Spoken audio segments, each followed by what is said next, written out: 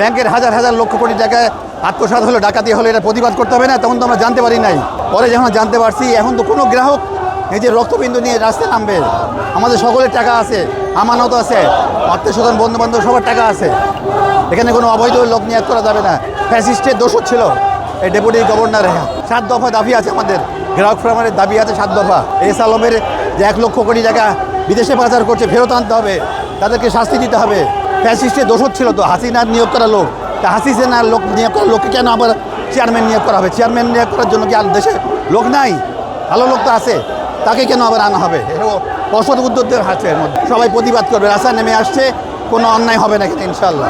ইসলামী ব্যাংকে আমার আমানত রক্ষিত আছে, আমি আমার আমানতের হেফাজত চাই। এই একটা দাবি, খুরশিদ আলমের পদত্যাগ, ফ্যাসিস্টের যে দোসররা আছে ব্যাংক সেক্টরে, যারা ঋণ খেলাপি আছে তাদের অপসারণ চাই। ব্যাংকে যে আমানতগুলো গচ্ছিত আছে ওই অর্থের নিরাপত্তা চাই। বিগত যে এস আলমের দোসর, ওনাদের তত্ত্বাবধানেই ওনাদের ছত্র ছায়াতেই এতগুলো টাকা পাচার হয়ে গেছে। এছাড়া দেখেন আরও যে ইসলামী ব্যাংকগুলো আছে, প্রায় 26টা ব্যাংকের অবস্থা খুবই খারাপ। এর মধ্যে কিছু ইসলামী ব্যাংক যেগুলো সরাসরি শরিয়া ভিত্তিক ব্যাংক, এর মধ্যে 6-7টার অবস্থা করুন। যেমন ধরেন সমন্বিত ইসলামী ব্যাংক যেগুলো আছে, প্রায় 77,000 গ্রাহক, তাদের অর্থের কোনো নিরাপত্তা নাই। তার আদৌ কি তাদের গচ্ছিত অর্থ ফেরত পাবে কি না তার কোনো নিশ্চয়তা নেই। পাবে না, কোথা থেকে পাবে? টাকা না থাকলে পাবে কোথা থেকে? এখন আমাদের যে ইসলামী ব্যাংক যেগুলো আমাদের কষ্টের টাকায় ব্যাংকটা পরিচালিত, এরও অবস্থা খারাপ হয়ে গিয়েছিল। এরপরে গত 1.5 বছরে মোটামুটি ঘুরে দাঁড়াইছে, আবার সেই ঘুরে দাঁড়ানো ব্যাংকের উপর আবার সেই কালো থাবা বসাইছে।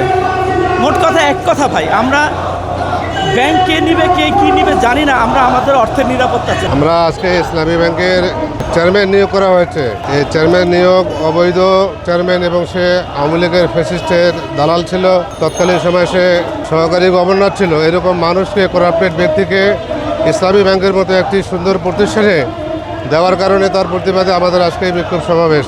ইসলামের ফাঁসি চাই, তার কারণেই তো ইসলামী ব্যাংক সর্বপ্রথম যে সেই লুটপাট করে, সেই লুটপাট করার কারণেই সেই দুষ্কৃতিকারীর ফাঁসির জন্য আমাদের এটা আজকে আয়োজন। আমাদের দাবিগুলো হচ্ছে ইসলামী ব্যাংক যেভাবে পূর্বে চলেছিল, যারা ইসলামী ব্যাংক প্রতিষ্ঠা করেছে, এবং ইসলামী ব্যাংকের যে সিস্টেম, ইসলামিক ব্যাংকিং নীতি, এরকমই একজন মানুষ ইসলামী ব্যাংকের চেয়ারম্যান হবে, এমডি হবে, ডিএমডি হবে, এভাবে চলবে। যে উদ্দেশ্য, যে লক্ষ্য নিয়ে ইসলামী ব্যাংক তৈরি করা হয়েছিল, ইসলামিক অর্থনীতি, হ্যাঁ, এরকমভাবে লোক নিয়োগ দিতে হবে।